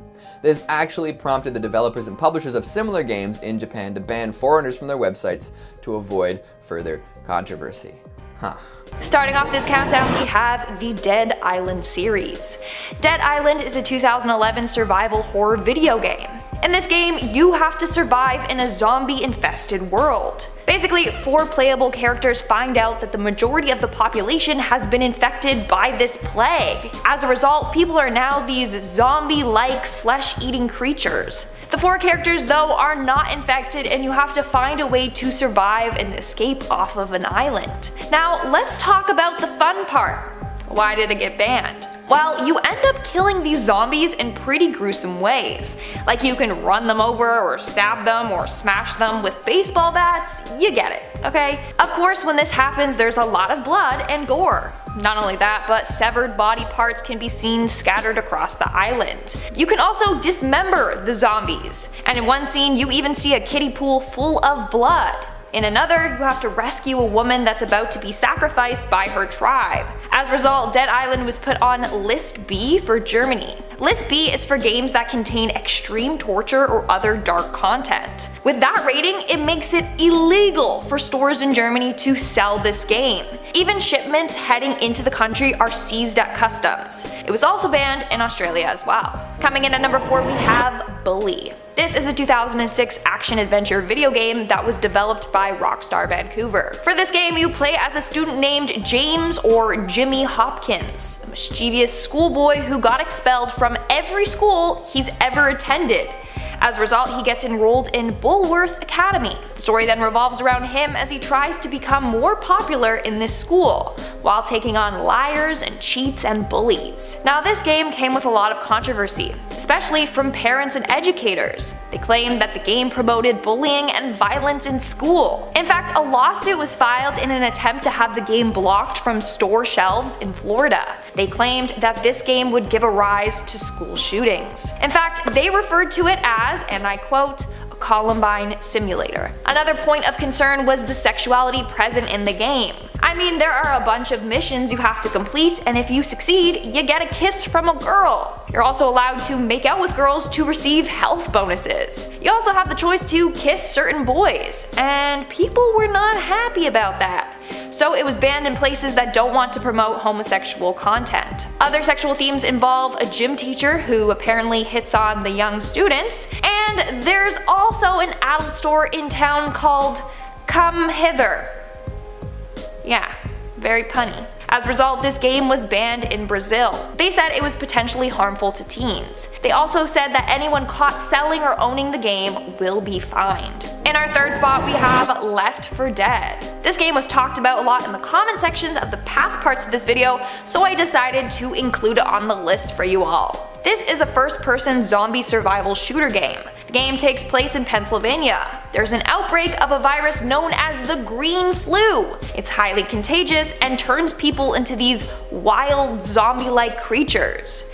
You and the other survivors then have to reach the safe house while killing a bunch of these zombie creatures along the way. Now, you have a choice to use a number of different weapons to do the deed. On top of that, the more risks you take while playing, the more points you'll get. Meaning, you're penalized if you stall for too long or if you take a safe route. Players that take the riskier paths and act fast will be rewarded. And of course, since you're killing zombies, there's gonna be gore and violence, which is why it got banned in Australia. In fact, the game is filled with blood spray and splatter, decapitations, and limb dismemberments. You can also cause people's intestines to spill out of their wounds. How great. The game was also banned in Germany for the same reasons. I believe you now can play the game in Australia, but that's because they heavily censored it. Like, they took out all the dismemberment parts and turned the blood color to green. In our second spot, we have Postal. A lot of you wanted me to put this game on my next list, so here it is. The Postal series is said to be one of the most controversial video game franchises in the history of gaming. I mean, it must be pretty bad to gain a title like that. Now, the one I want to talk about today is Postal 2. The second game in the series is the one that received the most backlash. So this is a 2003 first-person shooter game developed by Running with Scissors. I mean, the fact that that's the company's name, I mean, it says a lot. Anyways, the game follows the life of the Postal Dude. He is in charge of doing a number of mundane tasks throughout the game's week, like you gotta get milk or eggs or confess sins. You as the player can pick how he reacts to different situations. You can either be passive or super violent. If you choose the more violent option, you can do things like dismember random people or light them on fire. And at one point you're given the task to get treatment for gonorrhea after the dude discovers he's got an infection. But that task is only activated though when you choose him to urinate. Yeah, that's an option as well. Anyways, it's pretty weird to say the least. In the game, the Postal Dude gets mugged and attacked. He also encounters a cult, butcher shop workers that like to feast on human flesh, and you also encounter terrorists. The violence and gore present in this game upset many, and is why it got banned in multiple countries. So in 2004, New Zealand banned Postal 2 for, I quote, gross abhorrent content, urination, high impact violence, graphic vomiting, animal cruelty, homophobia, racial, ethnic stereotypes, etc. In fact, New Zealand went as far as to fining and arresting people who own the game. The fine was $1,400, which is pretty intense for owning a video game. The game was also banned in Germany, France, and temporarily in Sweden. And in our number one spot today, we have Harvester. Back in the 90s, this game was considered one of the most disgusting games ever created. It was also believed to promote violence, and some argued that this game would create serial killers. With that being said, let's discuss what this game is about. Basically, it's about a character named Steve Mason. He wakes up in some town and has no memory of who he is. Even in his own home, he doesn't recognize his mom or younger brother. But they both are acting weird. Like, his mom is obsessively baking dozens of cookies for a charity event that's a week away. And his brother is watching some weird violent cowboy show that seems to be the only program on TV. As you go on throughout the game, Steve tries to piece together who he is and what the heck is going on in the town. Doesn't sound that bad, right? Well, wrong. There are some severely messed up scenes in this game. Like when a bunch of children eat their mother, and she enjoys as they're doing it. Or the scene when two characters get it on, and only for the woman's father to be creepily watching you do it through a hole in the wall. And he also enjoys this. Ugh. Then you also have the fact that you can die from an STD in this game, and there's a lot of innuendos as well. Then in the game's final scene, you brutally kill everyone that you encounter with a bunch of different weapons. Because of all this and more, the game was banned in Germany and Australia. It was also banned in the UK, but then they just heavily censored most of the game, and then that's the only version you're allowed to play there. Coming in at number 5, we have Manhunt 2. Manhunt 2 is a psychological horror stealth video game released back in 2007 and follows Daniel Lamb, a mental patient suffering from amnesia, as he tries to uncover his true identity. He is accompanied by Leo Casper, a sociopathic assassin who guides Daniel in his journey. Now, I should preface this point by saying my parents bought me this game on the Wii way back in the day. I must have been maybe 14 or 15 years old, but regardless of my age, it was still a truly messed up game to give someone, especially at Christmas Christmas. Now Manhunt 1 was incredibly chilling and controversial, with a different kind of horror to most of the games on our list. There are no ghouls or zombies, but saying that is far more monstrous than the rest. The gameplay itself centers on stealth, combat and brutal third-person executions, not to mention its horror film setting provides the perfect atmosphere to complement the game's gut-wrenching brutality. And that's the thing, you aren't fighting against otherworldly beings and monsters who have arisen from the dead. No, instead you're facing off against people, other insane inmates, as well as mysterious deadly organizations. This game is bloody and violent in all the wrong ways. It pushed the boundaries of what is morally ethical, with you torturing other inmates throughout. The violence is quite literally endless.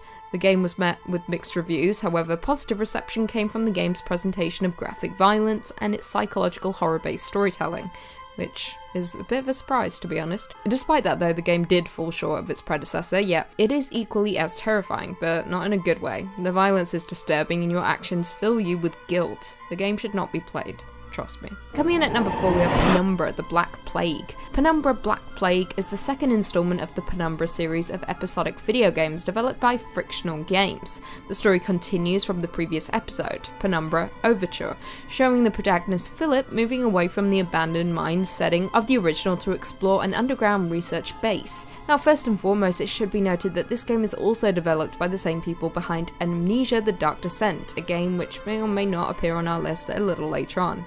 Hint hint.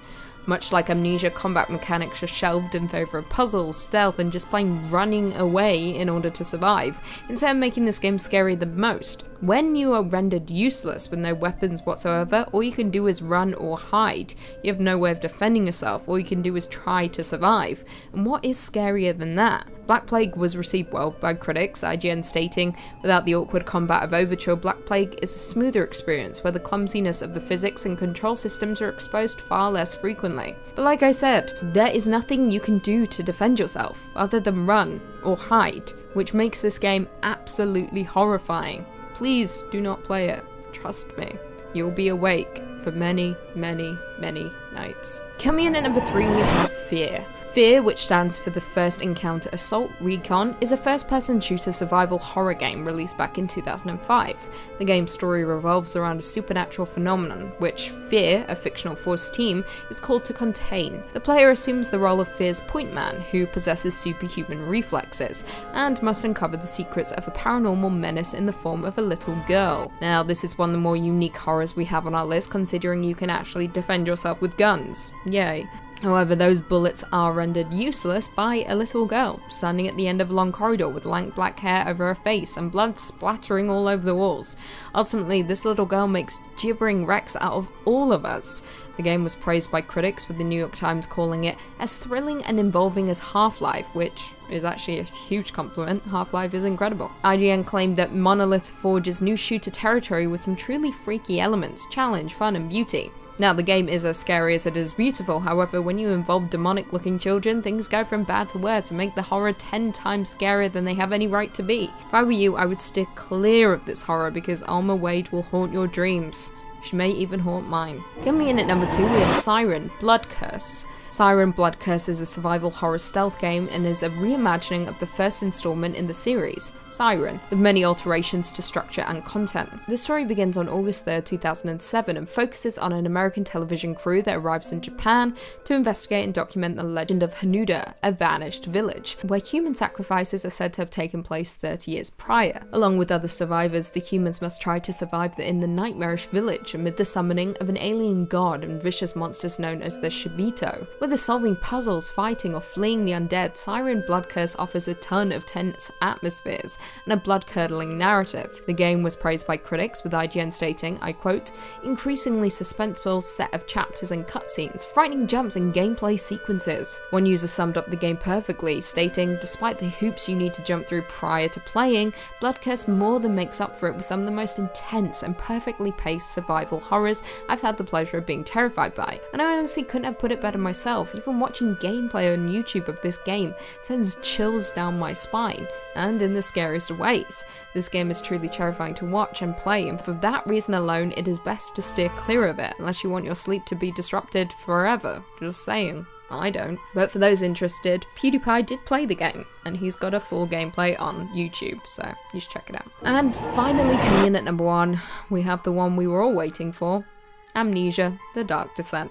Amnesia: The Dark Descent is a survival horror game, and one that I quite literally couldn't even get 5 minutes through because I was absolutely terrified. If you have yet to play this game, just don't do it, because it is one of the scariest experiences of my life. The game itself features a protagonist named Daniel, who is exploring a dark and foreboding castle, while trying to maintain his sanity by avoiding monsters and other terrifying obstructions. You are quite literally helpless as you explore the gothic castle with no memory of how you got there. You are unarmed, and worse still, you are alone, with the castle's halls being stalked by monsters that lurk in the shadows. The game forces you to do everything video games typically don't want you to do. Flight over fight. You must barricade yourself in rooms or sprint through the winding halls while ghouls chase behind you, getting closer and closer with each turn. As you would expect, Amnesia received hugely positive reviews from the horror gaming community, with critics praising the ominous atmosphere and horror elements. I quote, "By strongly focusing on vision and hearing, the distance between player and game is radically diminished. Now this game should be illegal simply because of the pure horror it inflicts on us. The terror lingers long after you finish the game, with you constantly looking over your shoulder for the lurking presence who has been haunting you. Trust me when I say this game is not for the faint-hearted." At number 5, Texas Chainsaw. As the title suggests, this game is based entirely on the Texas Chainsaw Massacre, an iconic horror movie that came out in 1974. The movie is about a deranged killer known as Leatherface who, well, goes on a massive wielding a chainsaw. The movie garnered massive success despite a small budget and quickly became one of the most well-known horror movies of all time. The film featured plenty of violence and gore and spawned a whole heap of sequels and spin-offs that are still coming out today. And of course, it also spawned an amazingly terrifying game that came out August 18th this year. The game follows a similar concept as the movie, featuring a group of survivors being chased around by Leatherface and his crazy killer family, who have a penchant for human flesh. Many of the maps in the game feature many of the iconic locations from the movie, including a new area made specifically for the game, the Family Slaughterhouse. The gameplay is deceptively simple, but very creative. It's an asymmetrical survival horror game, meaning that players play in teams of uneven sizes. 4 players play as the victims, attempting to escape, and 3 others play as the flesh-hungry family, with one of them being Leatherface himself, trying to kill the victims before they can escape. This concept of asymmetrical horror games has become a trend in multiplayer horror games since the release of Dead by Daylight in 2016, but the scale of 3 versus 4 is unique to Texas Chainsaw Massacre, making it stand out against the rest. With this large player count of 7, you can play with your friends, strangers, or even your family if you guys are into that. The victims start the game off in the basement, trapped with Leatherface. Once they escape his clutches using different tools at their disposal, they need to find an exit from the map to escape and win the game. Meanwhile, Leatherface's family will be hunting down players, impeding on their attempts at escape and trying to kill them. A neat feature is the family's grandpa, who must be fed the innards of the victims and is woken up if there's too much noise, and it will reveal the locations of every victim on the map that's moving. This makes for a fun game of cat, cat, cat, cat, and mouse, mouse, mouse that allows for lots of replayability and an assortment of different outcomes to each map. The game is available on all platforms but Nintendo Switch, and plenty of people are playing it right now. I'm not sponsored, but now is a great time to get the game if you're interested. Next at number 4, World of Horror. Now, this game technically is both already released and is yet to release, as it's been available to play in beta since February of 2020, but is getting an official release on PC, Switch, and PlayStation on October 19th this year. Unlike the fast-paced action of Texas Chainsaw, World of Horror is a more slow-paced role-playing game with a 1-bit pixel art style that matches well with its manga-inspired themes. The game takes place in the town of Shiokawa, Japan, where the player must investigate and explore various cursed and haunted locations, fight otherworldly creatures, and climb a hellish tower in order to stop the apocalypse. Upon opening the game, the player is immediately greeted by its two-tone art style, taking clear inspiration from the works of Junji Ito, a world-class horror mangaka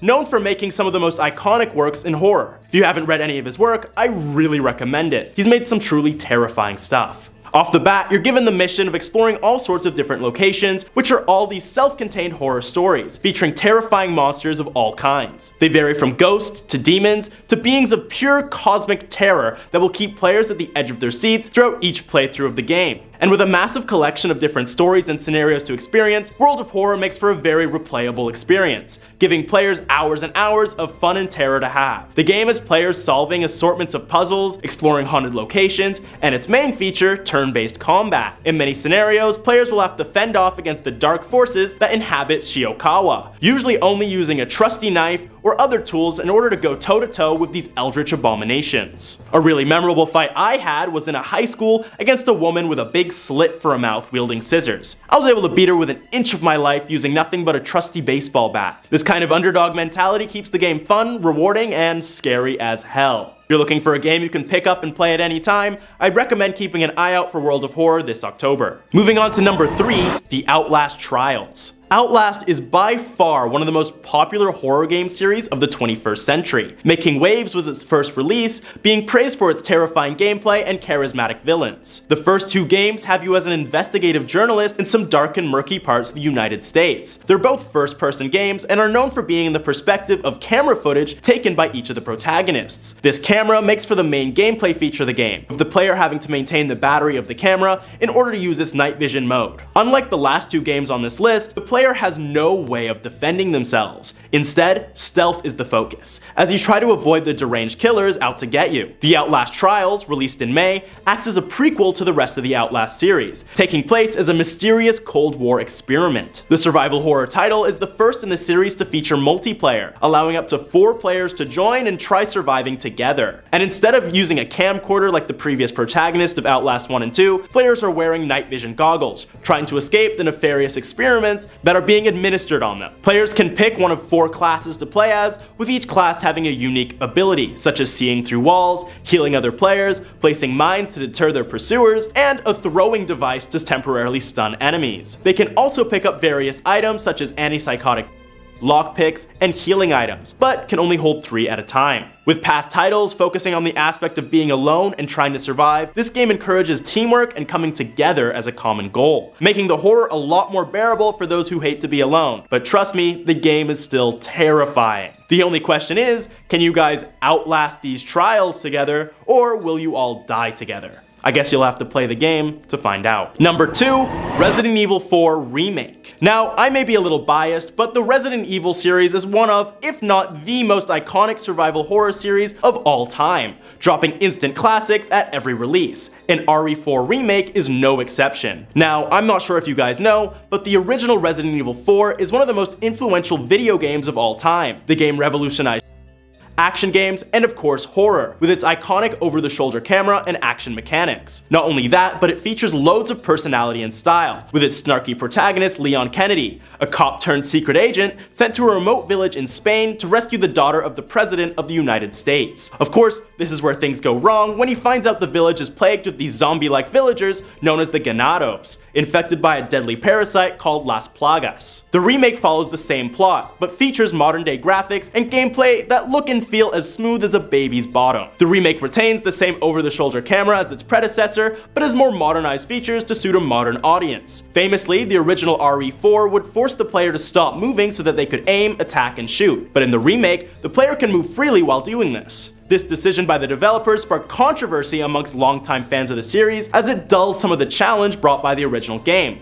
But to most, it was a welcome inclusion. Another big change was the exclusion of quick time events. An iconic part of the original game was its quick time events, that you would need some quick reaction times to press a designated button in order to dodge boulders, attacks, and even battle Leon's old army buddy, Krauser. While this was a relatively new concept when the original game came out, it became such a popular trope in video games that many gamers felt fatigued by it. So it was removed in the remake. Regardless of its changes, Resident Evil 4 Remake has quickly become another iconic title within the Resident Evil universe, and acts as a worthy rival to the game it's based on. Now you might be wondering, if Resident Evil 4 is such a great and terrifying game and it's at number 2, what could possibly be taking the number 1 spot? Well, at number 1 is Dead Space Remake. Yes, another remake topping off this list, but it wouldn't be a top 5 horror game list without Dead Space. Another incredibly iconic horror classic, remade with some amazing graphics that will simply take your breath away. Dead Space, originally released in 2008, is a survival horror game that puts you in the shoes of systems engineer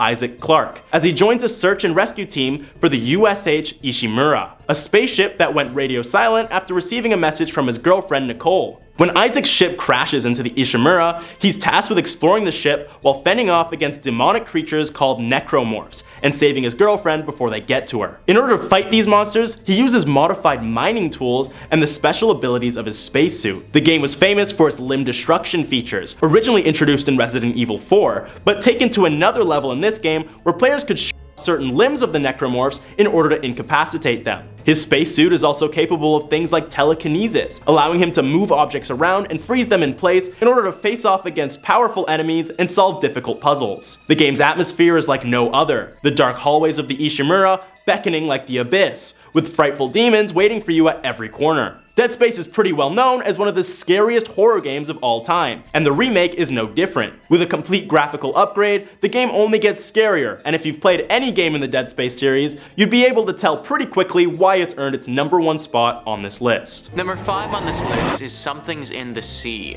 A much shorter video game than some of the other ones on this list, but still just as terrifying. Something's in the Sea comes from Yahtzee Croshaw, longtime Lovecraftian horror fan, and the pedigree is apparent. This tense and tightly woven nightmare is his 10th game, and the experience really shows. The game focuses on the lone survivor of a plane crash who now finds themselves stranded in the ocean with nothing but a boat and the pieces of an artifact they are being compelled to reunite. Unfortunately, you won't just be fighting your limited lung capacity to bring the pieces back from the sunken depths.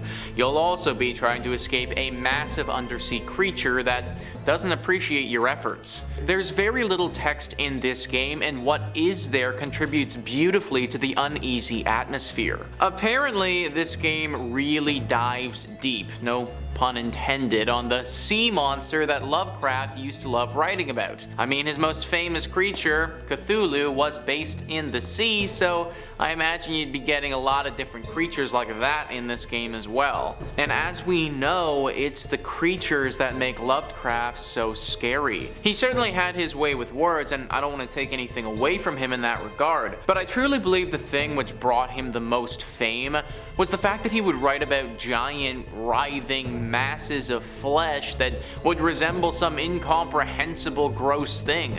In this horror game, you get to travel many feet below the sea and fight these disgusting beasts. Although, if you are faint of heart or find that you have a hard time going to sleep after watching and or playing horror-related things, then I really wouldn't recommend playing this thing.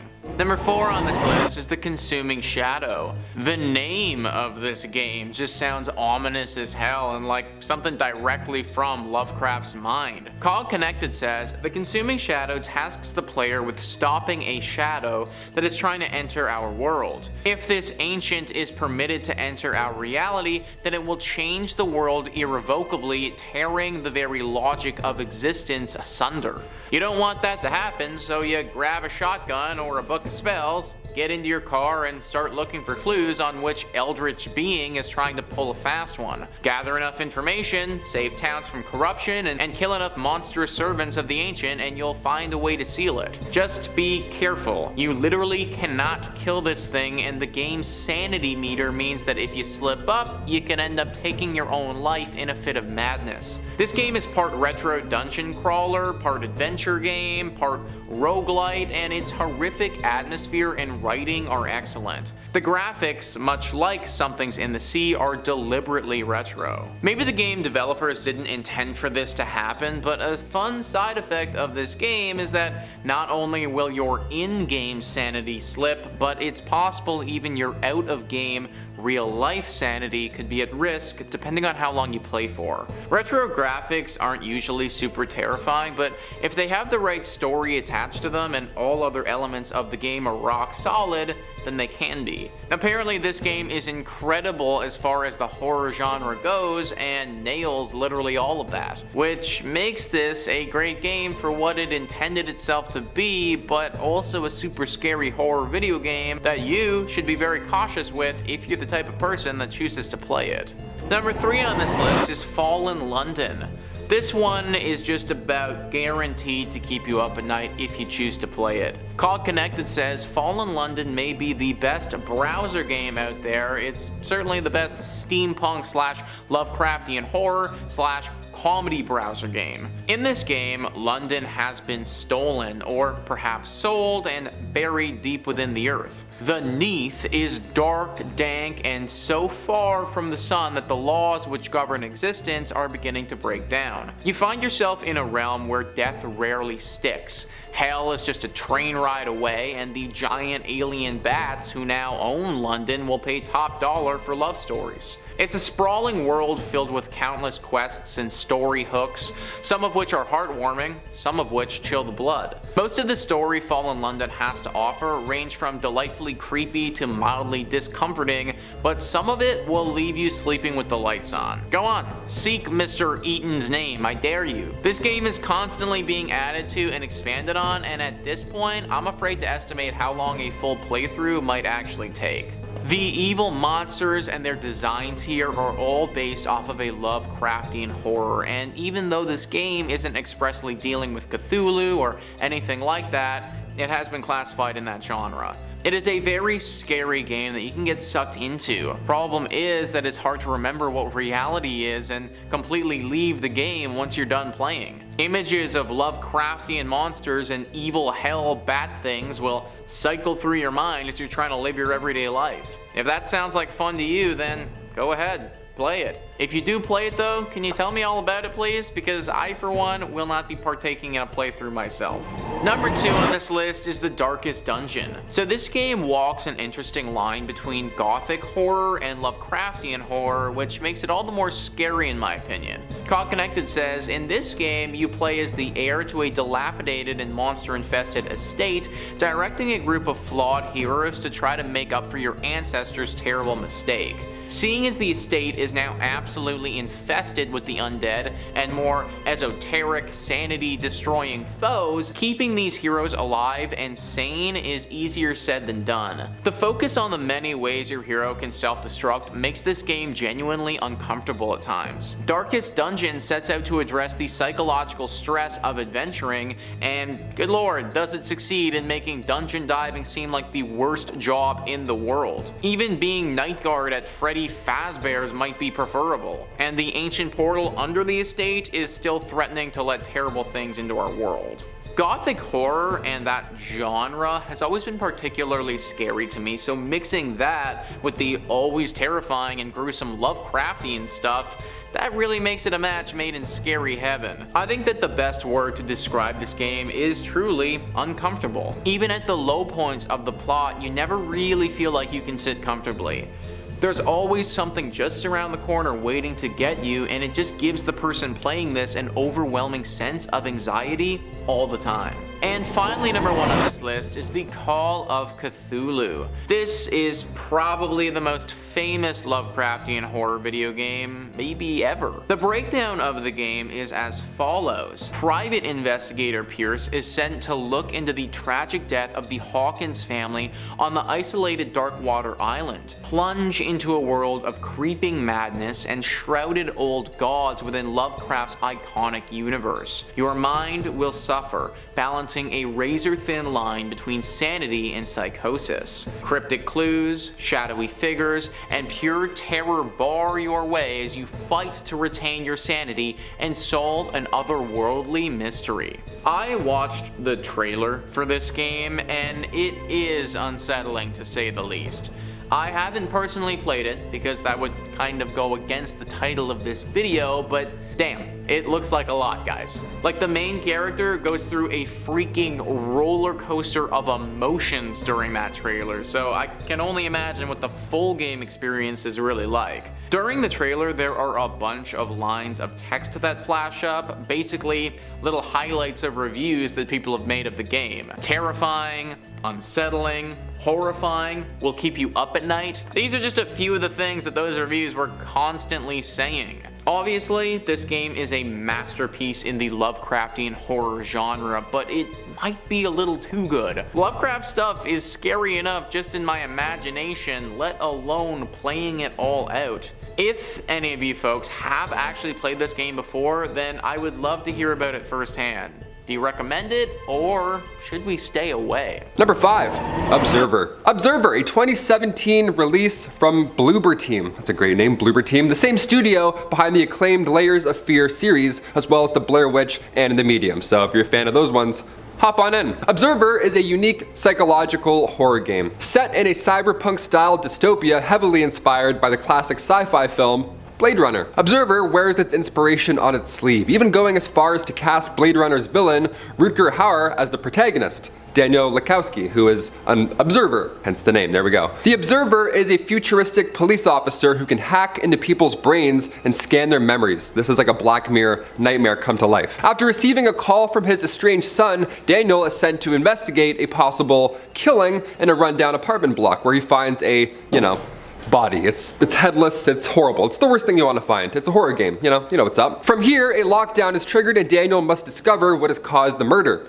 where his son is, and what is locking the building down, and of course, what is going to be a very long night. It's a ride, you're in for a treat. The game is a first-person perspective with emphasis on exploration, investigation, and stealth over combat. It's kind of like Batman, dare I say, with a heavy atmosphere. Where the game shines is any of its observation sequences, where Daniel gets to hack into other person's, consciousness, seeing twisted virtual dreams that start to blend into the real world, keeping you wondering what's real and what's, an old man's implants just malfunctioning. The classic situation, which is which? The atmosphere of Observer is incredible, with few other games doing what they accomplished here, painting a very hyper-focused picture of a claustrophobic rundown dystopian apartment block, creating a haunted digital nightmare that will leave you cold, paranoid, and fearful, all the while wanting to explore every end of the building.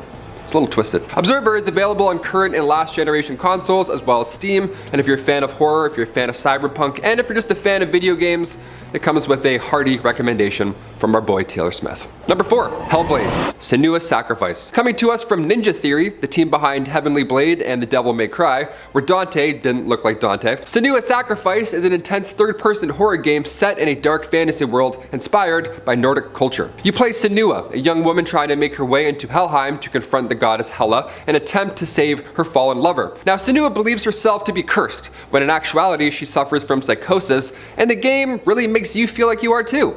It's kind of twisted. The entire time you experience these audio hallucinations, talking to you at every moment, questioning your every decision, yelling at you randomly, speaking to you, and even guiding you when needed. With headphones on, you'll actually feel like you've got voices in your head. It's so scary. It's incredibly creepy and immersive in that fantasy way that only video games as a medium can be. Senua's gameplay is mostly about exploration and puzzle solving, featuring some really inventive stuff with the environments, trying to find patterns and runes in the natural formation of things to progress, traveling through different gateways and portals to slightly different dimensions. It all sells the feeling of not being all there mentally. There's no heads-up display or anything, just a dry screen, giving the game a really cool cinematic feeling as well. Whenever I play video games, I always take off the HUD. I'm like, let's just do it, let's just live it. Because it immerses you into the storyline. You don't have things distracting you, right? Which, in this case, is chock full of tons of paranoia and horror, so you really want to dive in that.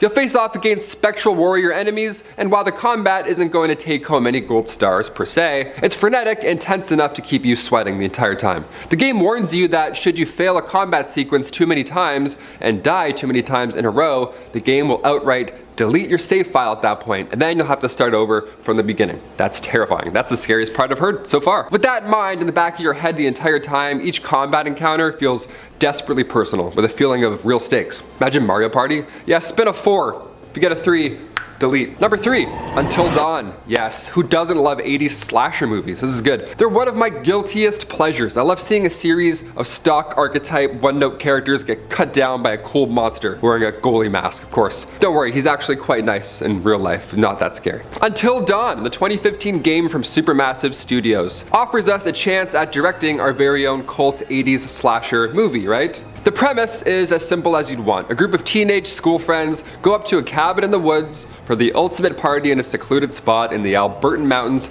Just what you want every summer, of course, our dream. Am I including this game because it takes place in Canada?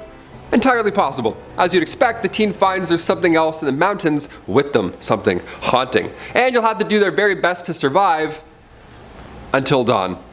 Yeah, you guessed, that's cool. That's the title. Until Dawn puts you in control of all the various characters throughout the night, and you'll have to do everything you can to keep them alive, making split-second choices and decisions that can have consequences that you might not expect. A wrong move can lead your favorite character suffering a grisly fate right in front of you, leaving you guessing and afraid, really putting you in the shoes of these helpless fools. These helpless teenage dreamers. This game is a great time, regardless, but if you really want to see Until Dawn at its best, get a few friends over, grab some popcorn and pizza, live it up, turn it into a co-op game by passing the controller around as each character's perspective. The game implores you to do this, and now we on Top 5 Scary implore you to do the same. Until Dawn captures all the stuff we love about cheesy horror movies. Getting to see it unfold for you personally also makes it seem like Until Dawn is a horror movie catered to your own personal tastes. Do you want to see everyone suffer the most horrific fate possible? Great, go for it. Intentionally blow the entire thing, or are you looking to see your survivors harden into tough as nail warriors and, make it through the night with everyone possibly, hopefully, coming home? Well, your quick wits and decision making will be all that you have to rely on, so kill it. Until Dawn's gameplay is very simple, comprising almost exclusively of quick-time events, including all combat, so it's ideal for those who don't even game that much to just hop in.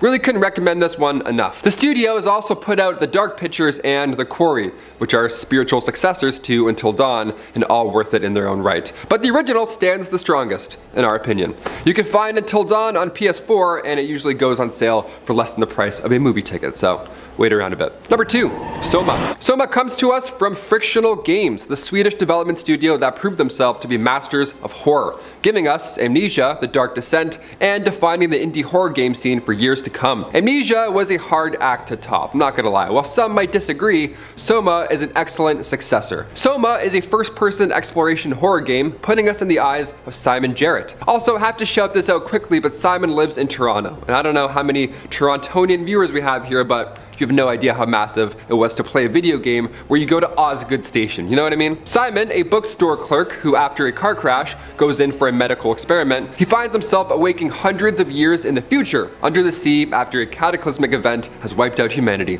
Yeah, just the ideal scenario.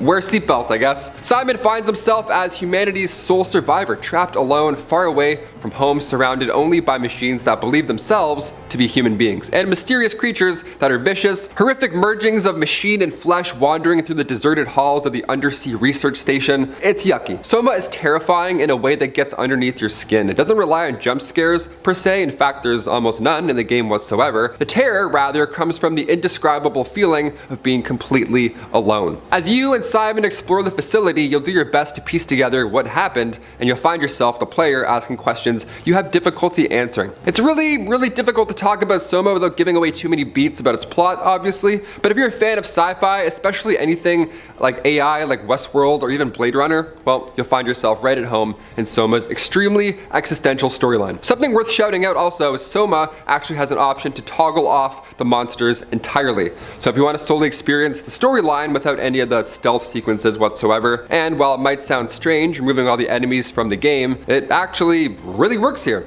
Since so much of the game is actually about feeling empty, it serves the atmosphere quite well in that case, so worth a shot. If you struggle with difficulty in games too, it's a perfect option for those who are just looking to experience the unique storyline, It's also kind of like a horror movie, right? Soma is available on PS4, Xbox One, and Steam. And last but certainly not least, Resident Evil 7 Biohazard. Yeah, this one I've played for a hot minute, it's scary. When it comes to survival horror, we need to pay respects to the old masters, absolutely. Resident Evil has been king of survival horror and goofy cutscenes since 1998, and Resident Evil 7 might genuinely be one of the best of them all. The series' traditional third-person and fixed camera perspectives is amazing, it's always a good time. Moving from the series' traditional third-person and fixed camera perspectives, Resident Evil 7 puts you in the first-person driver's seat. It is terrifying. Protagonist Ethan Winters finds himself trapped in a Louisiana plantation looking for his wife, and he ends up the victim of a sadistic family of seemingly immortal, regenerating hillbilly lunatics. Yeah, that game. You're probably thinking, oh, I've seen that. Yeah, it's terrifying. It looks very real.